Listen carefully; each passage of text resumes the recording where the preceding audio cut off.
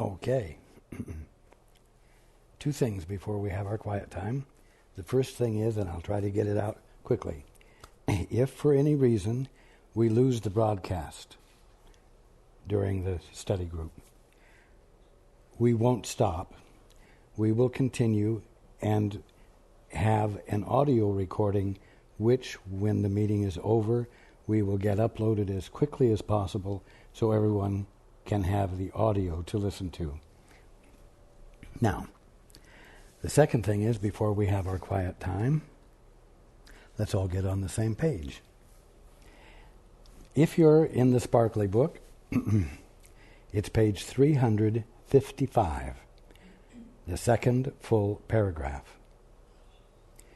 If you're in the second edition, it's page 308, paragraph 9, sentence 2. If you're reading from the first edition, it's page 287, the first full paragraph, the second line. If you're reading from the JCIM, it's page 149, the third full paragraph. And if you're reading from the CIMS edition, it's page 299, paragraph 31. Okay. Let's take a few moments to be quiet together.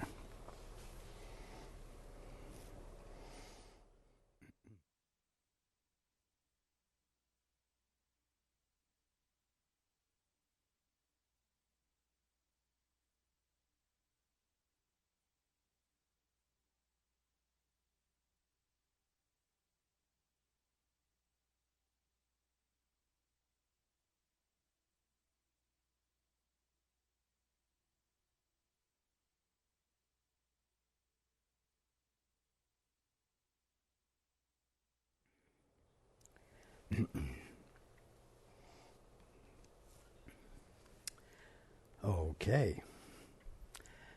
Good evening.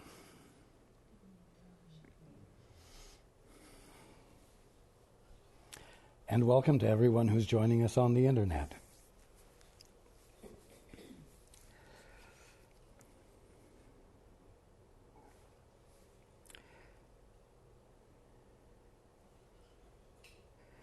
One of the disturbing lessons in A Course in Miracles is the one that says, nothing I see means anything. And at another point, one of them says, I see a meaningless world. Well, how many of you are getting up each day and seeing a meaningless world? How many of you are wondering whether there really is a God?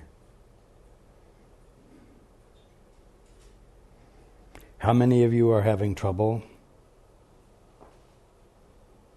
experiencing any happiness whatsoever?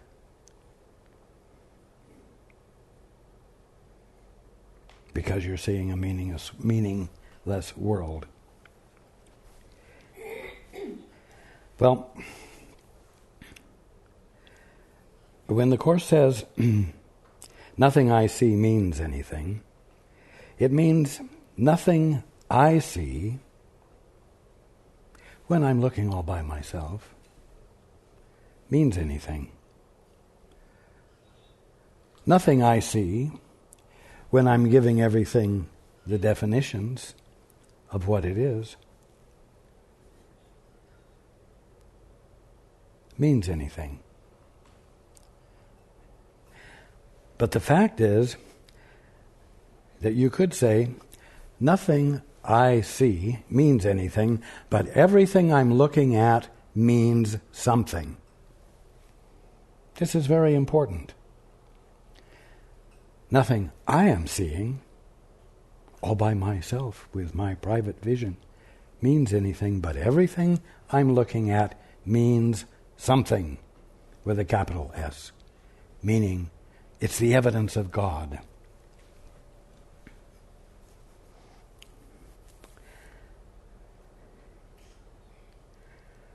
So, when you get up in the morning and you see a meaningless world, don't just sit there believing what's going on in your mind. It may be meaningless to you at the moment, but everything you're looking at does have divine meaning. Now, it's going to be hard if you embrace this really. It's going to be hard to be depressed. It's going to be hard to look at a meaningless world without curiosity. Curiosity is going to be there to know what it really means.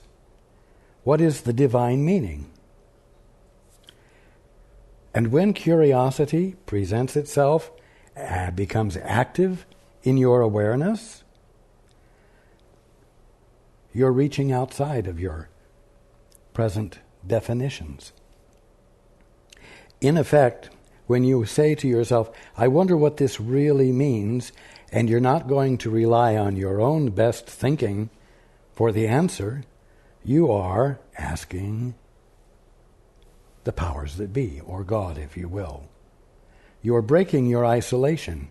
You're breaking your solid intent to pay attention to nothing other than yourself. You are being willing to stop being the center of your attention. When that happens, a miracle can occur. A miracle being, as we all know, a sudden shift of perception.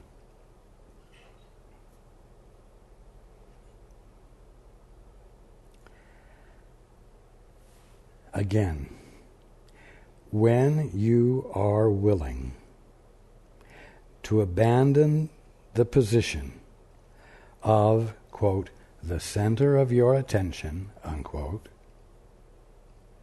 and you are willing to inquire of God, to be curious of God, to know what the truth is, there will be a shift of perception. Because you're abandoning littleness for magnitude.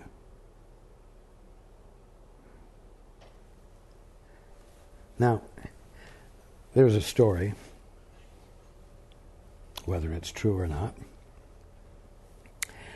to the effect that sometime in the 1930s, two different shoe companies sent a salesman each to Africa. And after a few months, one of the salesmen was not sending orders back to the main company in the U.S., and they sent a cable to him and said, what's the problem? And the salesman wires back, it's a disaster. No one wears shoes. Now, the other salesman was sending back order after order after order for large quantities of shoes. And they were curious as to why he was so successful. And so they cabled him. And he cabled back, it's miraculous. No one here wears shoes.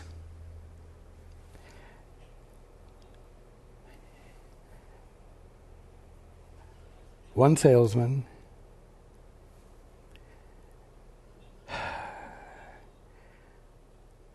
took things at face value, you might say. No one wears shoes. No one had ever worn shoes. It was foreign to them.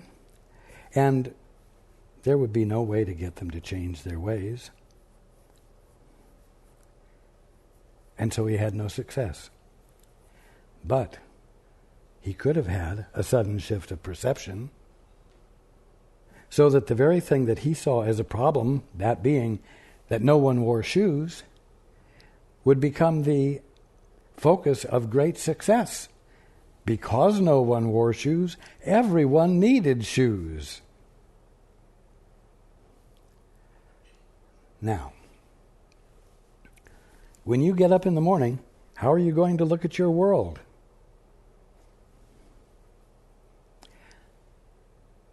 Are you going to make the little gift of your poor assessment of everything that's going on and of your situation?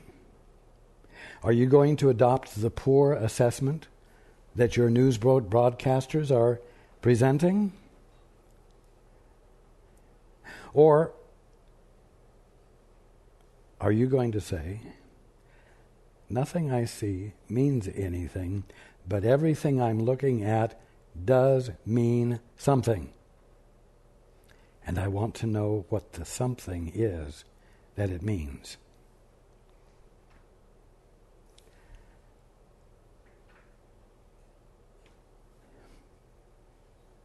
Now, I keep saying that that's not too simplistic. So simplistic that it might only act as a salve on your troubled mind, but not be something that could actually be transformational. But I'm telling you that how you use your mind determines your experience. Not because it's powerful, but because if it is misused and you engage in an act of denying what is really there in favor of the definition you have made up, you are going to have a sad experience. Not because there's something going on that genuinely calls for sadness, but because you are denying yourself the experience of the kingdom of heaven by determining that it is nothing more than a material world and universe, and remaining convinced as to your definition. Now, I'm sure that everyone, or many of you who are listening, feel a need for encouragement, some inspiration, some upliftment. And so I'm going to share something with you, but not because it's needed right now, but because it's simply the truth. And it's something I've been sharing for 27 years. So it isn't something I've come up with this week to jack you up a little bit. Now the fact is that there is a movement of awakening occurring, and has been for some years now. The reason being that the number of those who are asleep and dreaming dreams, who are looking at the kingdom of heaven and determining that it's just a material world and universe, the number of those of the brotherhood who are bound to this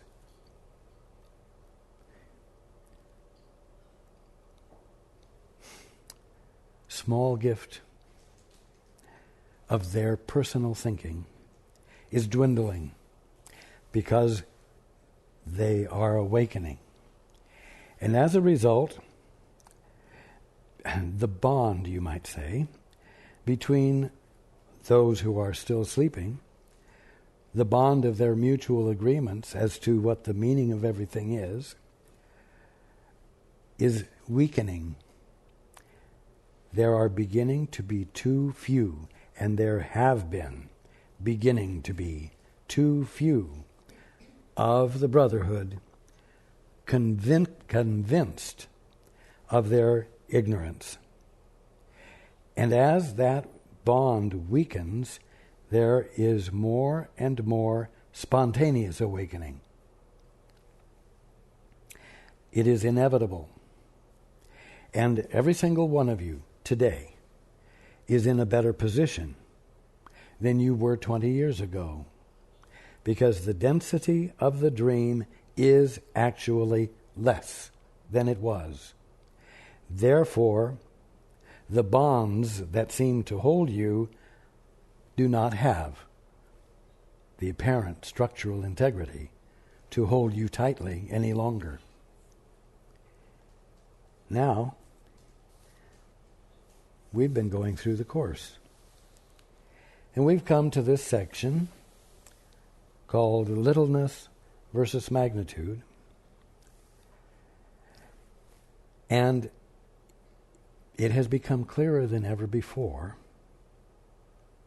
that the difference between littleness and magnitude lies in whether you're letting yourself be the center of your attention, and whether in that space you are letting your problems be the center of your attention. If they are, you are coming from a place of littleness, seeking solutions without abandoning the littleness. And there is no room for magnitude there. But magnitude is your birthright. Another way of saying that is wholeness is your birthright, not partiality. Not where all there is to you is a little part of everything. And your experience is filled with little parts of everything, but not all of it.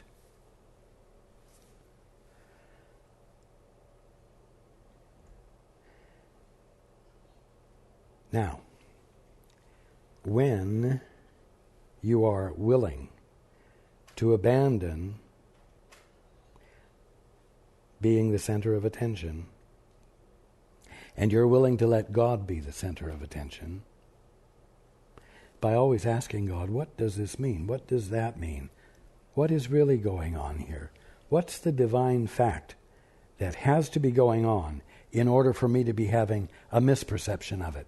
What is the perfect perception of it that will eradicate the misperception and the suffering that accompanies my strong belief in my misperception?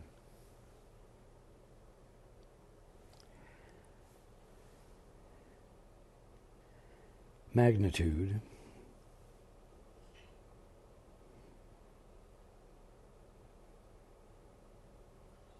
you could say has to do with size.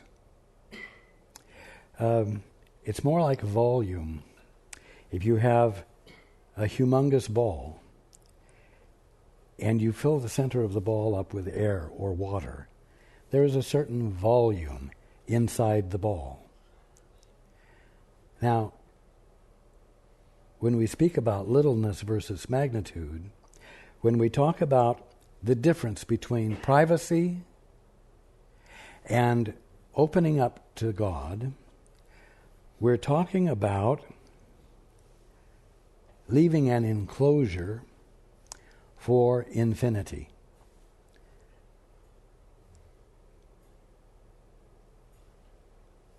Now, many of you have had experiences of, quote, being big, unquote, where you were no longer in the location that you had experienced yourself in. And although everything in that location is still there, you are embracing it all instead of being a small thing in the middle of a big environment. You experience being the environment in which all of it is going on, and there's no other way to describe it except you are big. The volume of you embraces more than you've ever experienced before. Now, when you abandon littleness, when you abandon privacy, and you open up to God and you let God be the center of your attention, you will experience or have a changed experience. You will not experience everything in the same way that you always had when you were insisting on littleness, when you were insisting on being the center of your attention. Ultimately, magnitude means infinity. Infinity as the environment of consciousness. Infinity as the size, if you will, of mind, of being aware, of being the conscious experience of everything infinitely. It means that you will experience everything with God's vision. There's no other way to put it. And because all is embraced within the environment of your mind, which is itself magnitude or infinity, there is no room and no experience of, there's no room for or experience of partiality. There are no longer little parts. There are infinite aspects of the oneness, but no private, separable parts. Because of that, the experience is one of absolute safety. The experience is of such integrity, or I will say integrity of such magnitude, that it is actually inconceivable to imagine that there could be such a thing as threat.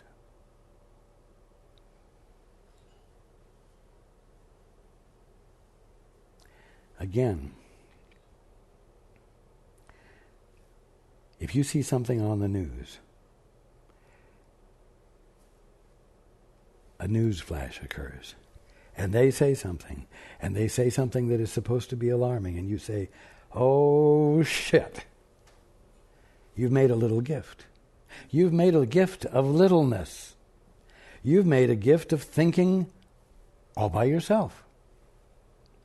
And you wouldn't have said, "Oh, shit," if you weren't in some way going to be the recipient of the bad news. So here you are, the center of your attention, focused on a problem of yours. You're like the shoe salesman. "It's disastrous. No one wears shoes." And yet that response is not necessary.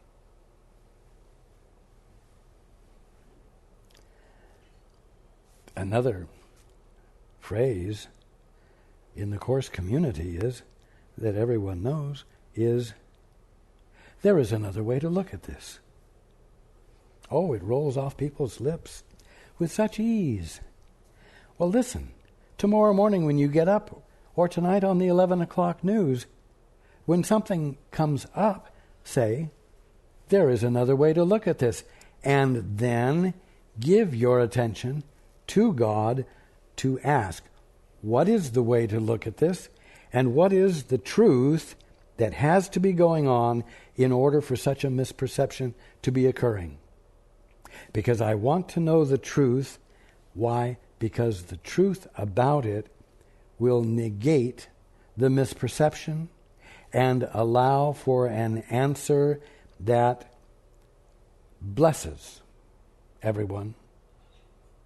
Blesses everyone, doesn't bless some, and cost others. Transformation is occurring right now. Not disastrous things. Transformation is occurring. What's needed are those who are willing to look and say, okay, evidently things that have worked before are no longer working. Evidently, things have progressed to a point where something more streamlined or something more reasonable or some closer approximation of truth is about to come forward. And I would like to know what it is. I am going to give my attention to what this newness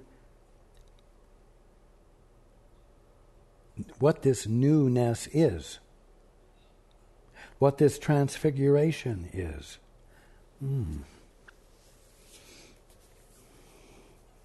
I went up unto the mount, and there was great light, and there was transfiguration.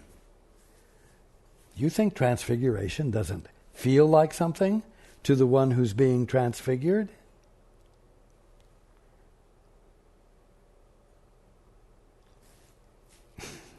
And what do you think would happen if you resisted transfiguration when it was happening?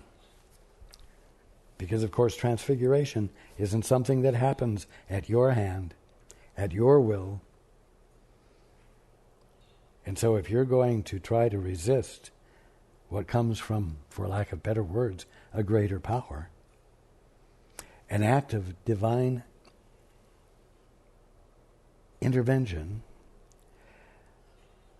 you're going to have difficulty doing it successfully and comfortably. So, you're on call here to do exactly what we've been reading about.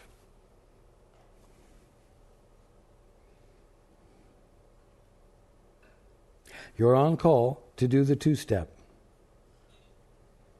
You're on call to become the shoe salesman who sells lots of shoes.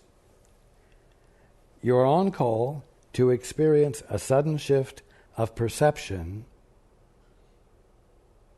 that allows you to be the facilitator of what?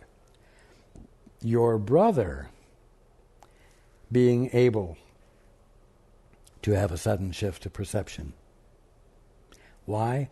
Because now that you have had it, there is someone for your brother to join with and abandon his commitment to all the other brothers who are still sleeping and insisting upon littleness and insisting upon the old that is no longer working. You see?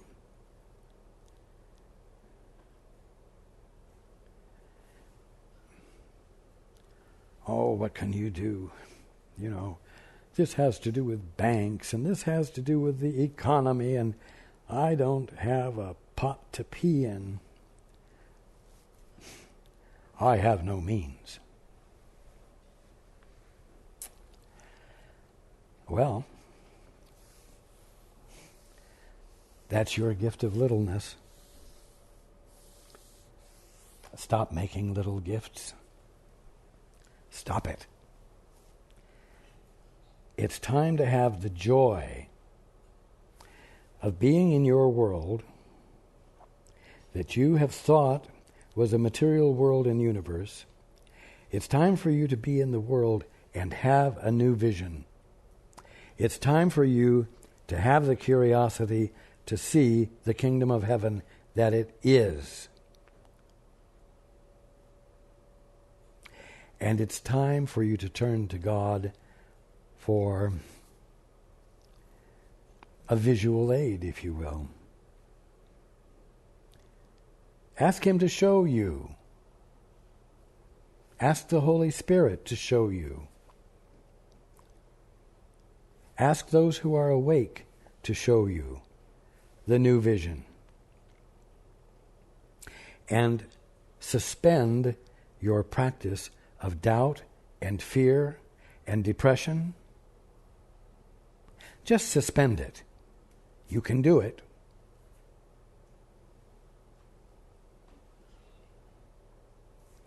And be in that neutral place. Be in the void. Be in the silence.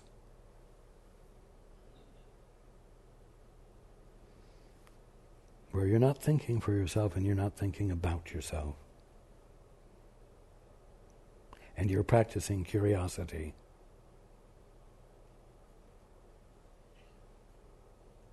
And you know what? As part of abandoning being the center of attention, do this.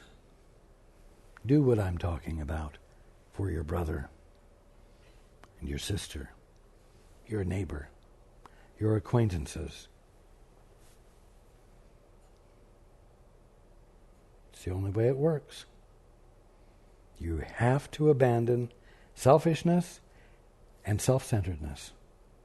And you've got to embrace something outside yourself. That's the bottom line.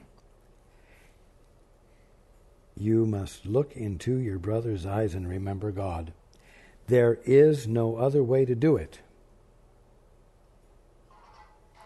And now is the right time to do it. Any time is the right time to do it. But there's a need. You might say that divinity is pressuring you to embrace more than the limited definitions you've been working with for the last umpteen years.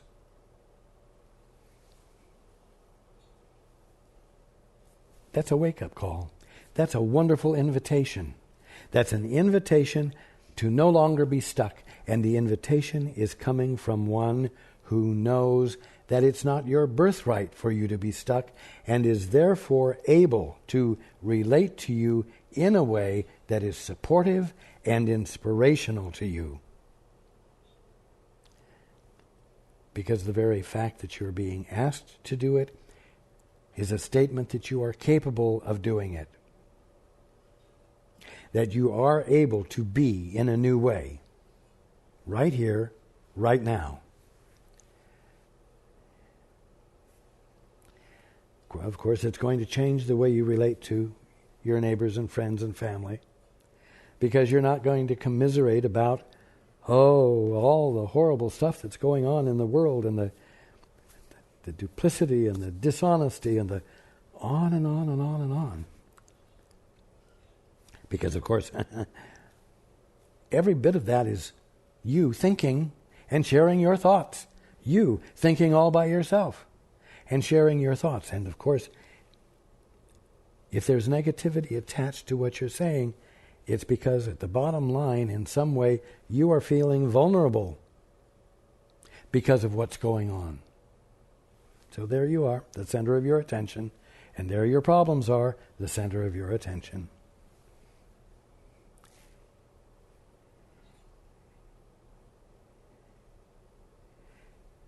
As long as that's your focus, you will not be looking where your salvation lies.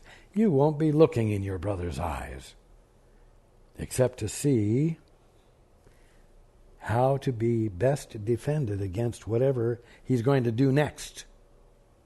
Because after all, you can't trust anybody these days.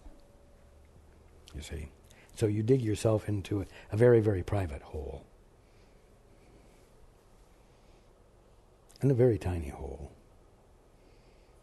A hole that immobilizes you. And you say, of course I'm depressed. Well, of course you're depressed. Because you're digging a hole and climbing into it and saying, there is no other way to look at this. There is no other way to look at this. The world is going to hell in a handbasket. It actually is. And if it isn't, the recovery is going to be so protracted that I won't be around to enjoy the result, and heaven knows if my children or their grandchildren will. Isn't it wonderful? Isn't it amazing? The gifts of littleness that you give, the little gifts that you give of your thoughts.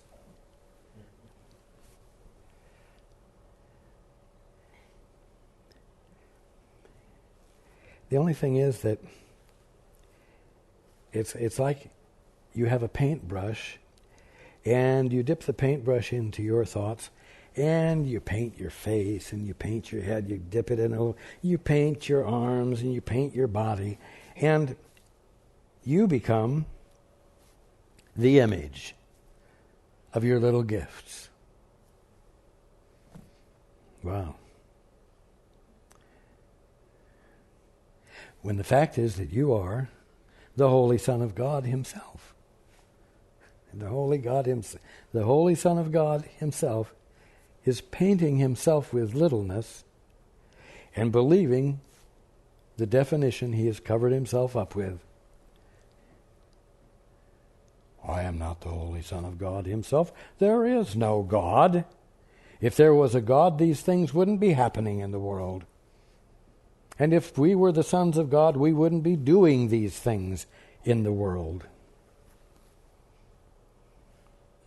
Well, I'm telling you something real simple and something very profound. You are the sons and daughters of God doing these silly things. And because you're the sons and daughters of God, you don't have to do these silly things. No one is requiring it of you. Circumstances are not requiring it of you. Life isn't requiring it of you. Quote, the way things work, unquote, aren't requiring it of you. It's something you just decided to try out. And by damn it, you're doing it. And it's just really hard to see that you're damned by what you're doing by damned.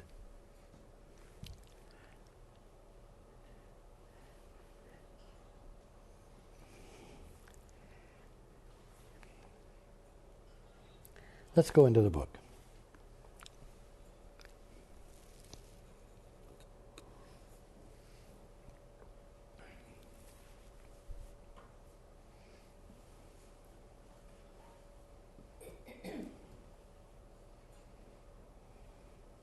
And I want to back up just a moment in the previous paragraph. It says, you know not what love means, because you have sought to purchase it with little gifts, thus valuing it too little to be able to understand its magnitude. In other words, the infinity of it, the endlessness of it, for lack of better words, the omnipresence of infinity. And you've tried to buy it with little gifts. In other words, your own thoughts that you've made up.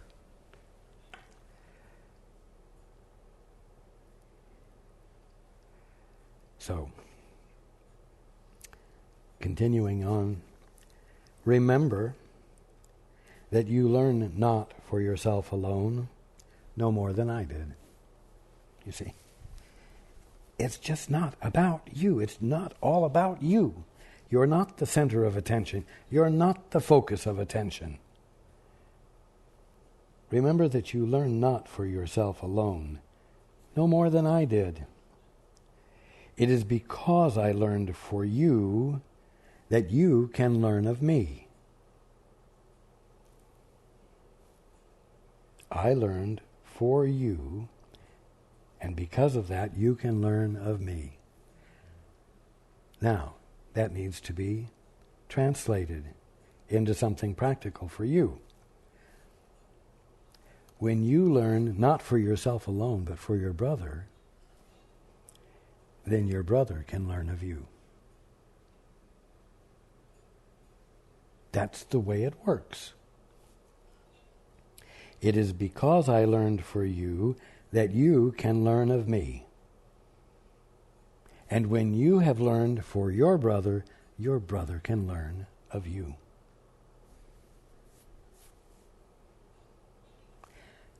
It's simple. You've got to give your brother something to join. Something other than the brothers who are all sleeping and dreaming and committed by their mutual agreements to sleep and dream and suffer from being unconscious of what they divinely are. I would but teach you what is yours. And that's what I'm doing all along here. I would but teach you what is yours, so that together we can replace the shabby littleness that binds the host of God to guilt and weakness.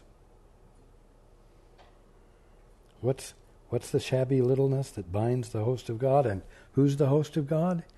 Each one of you is the host of God. Each one of you is the place where God presents himself.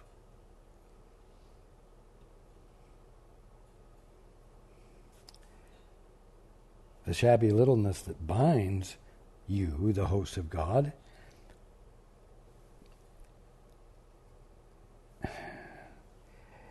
is the practice of thinking for yourself and then sharing what you've thought up.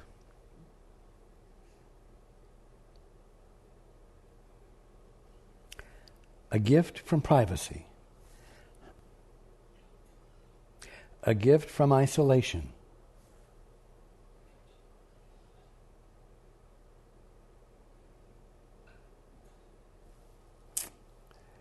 So, I would but teach you what is yours, so that together we can replace the shabby littleness that binds the host of God to guilt and weakness with the glad awareness of the glory that is in him.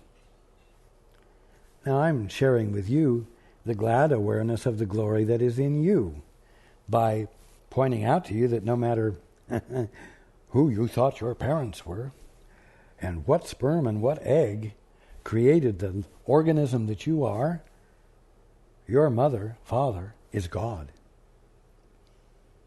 And always has been. And as the son or daughter of God, you are the Christ. And have always been. And in spite of the fact that you've been behaving and believing, you have been behaving as though you are not the Holy Son of God, and believing it,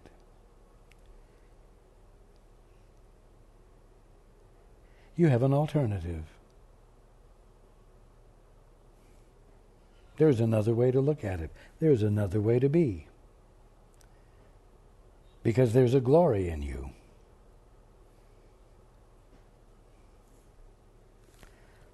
Now, I'll tell you something. When you get up in the morning and you look at this meaningless world and you see how awful things are and you feel depressed and you do not feel the motivation for getting up and taking a step anywhere, not even into the shower,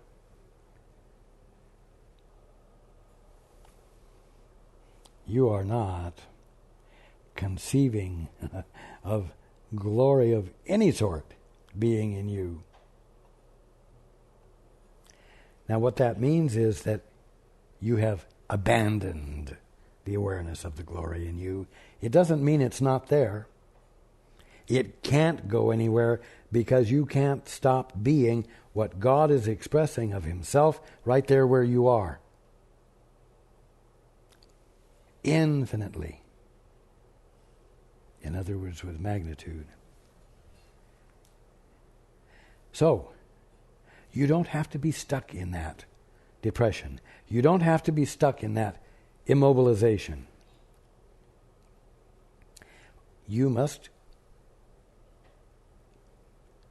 remind yourself that there's a glory in you.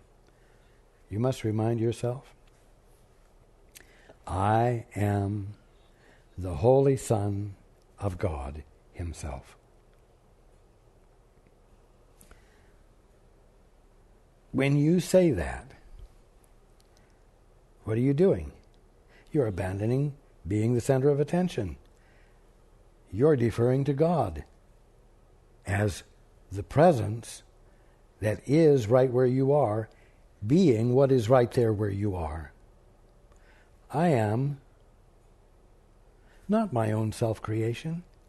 I am the Holy Son of God himself.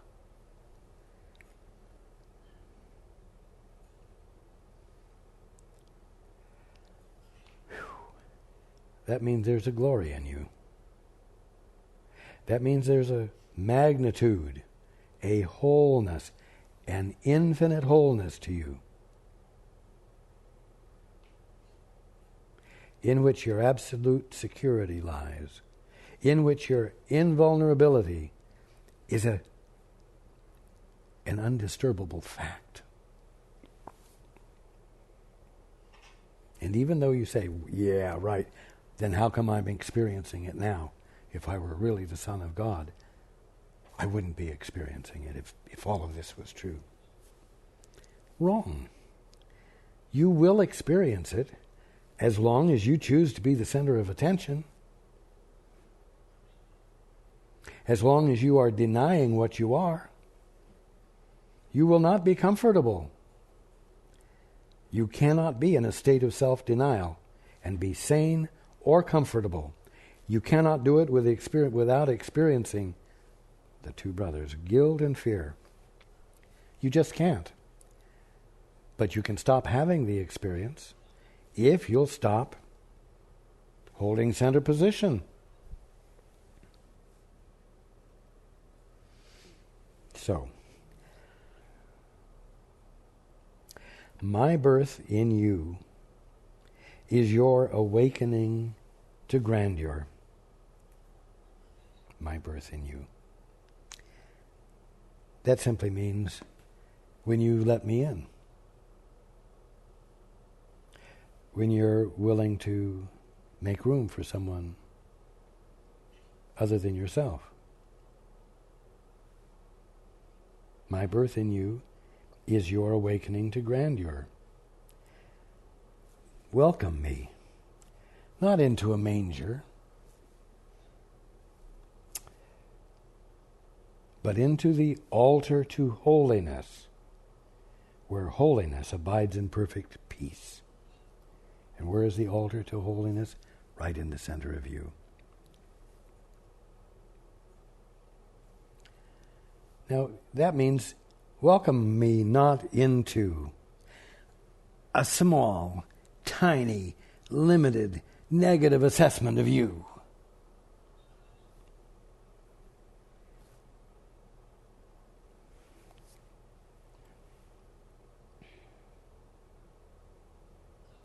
But welcome me into the altar to holiness,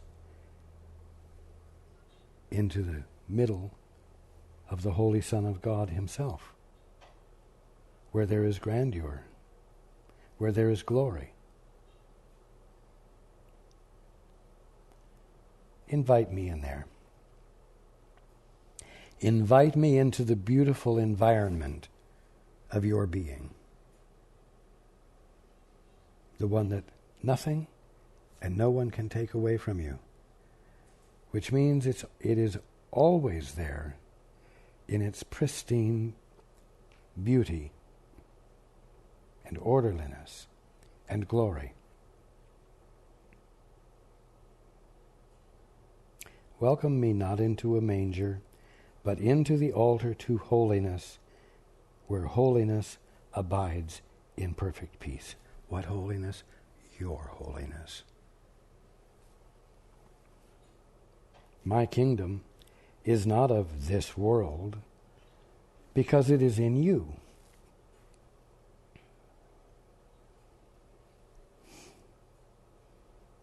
Your kingdom is not of this world. Your kingdom is not of this world you have thought up.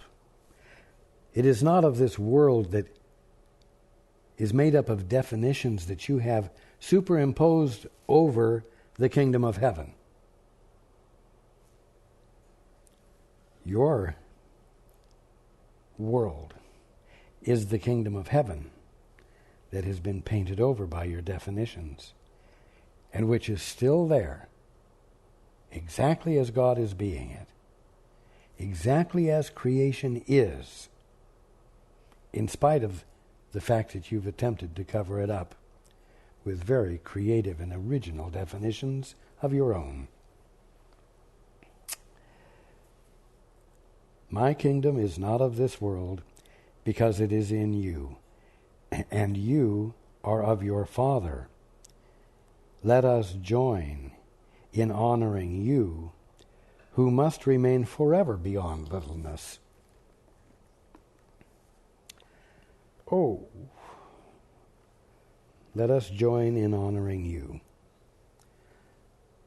Whatever I say to you about us, you need to take and say about your brother and you.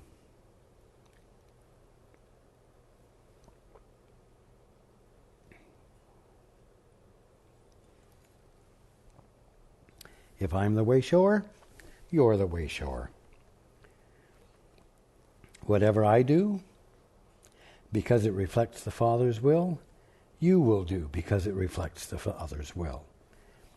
And because that's the way things work. Let us join, let you and I join in honoring you, who must remain forever beyond littleness.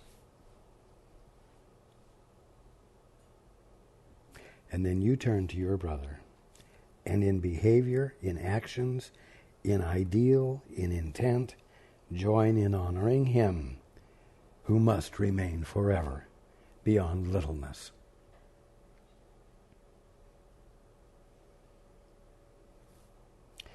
Decide with me, who have decided to abide with you.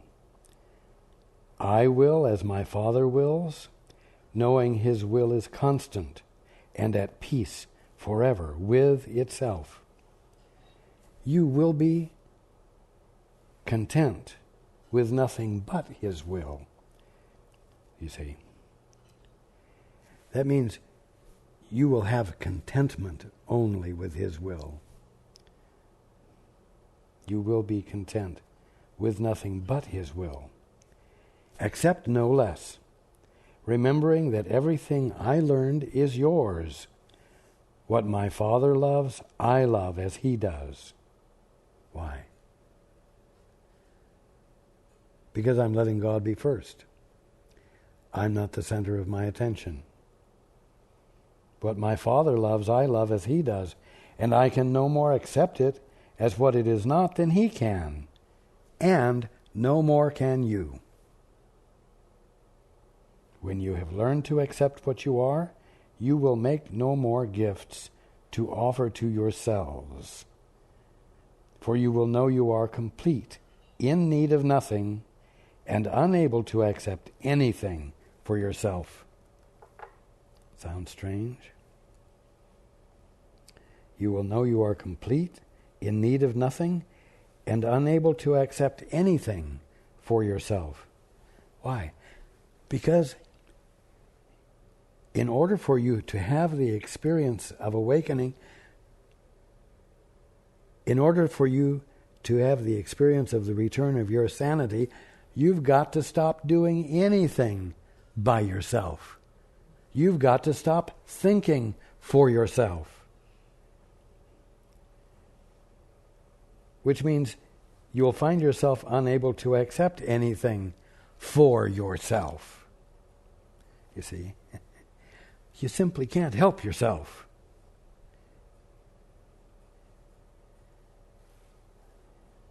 And you realize that when you give up being the center of your attention. Now, you're unable to accept anything for yourself, and that doesn't constitute a sad incapacity on your part. Because in the absence of doing anything for yourself, by yourself, you find that you are whole, complete. You find and experience the magnitude of your being. You find that you're in need of nothing. You are whole. But you will gladly give, having received. From the experience of wholeness, you don't need to get. And from the standpoint of wholeness, what you see is wholeness. And so when you look at your brother from wholeness, you will see your brother's wholeness, and you will make the gift of wholeness to him, allowing him to abandon his little gifts and to join with you, and to abandon the brothers who are committed to sleeping and dreams. And together you will wake up.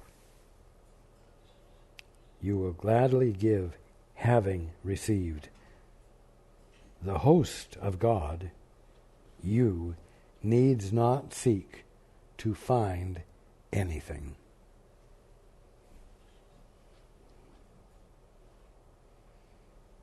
Wow. I guess that wipes out goals, doesn't it? A brand new way of being from wholeness.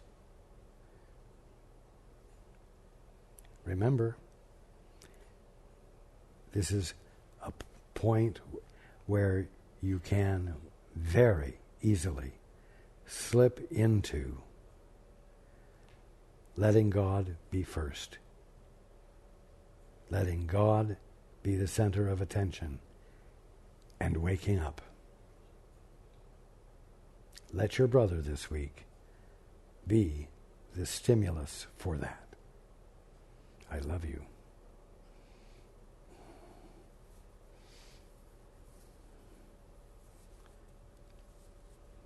Be ready for, be willing to move with, and be the evidence of transformation.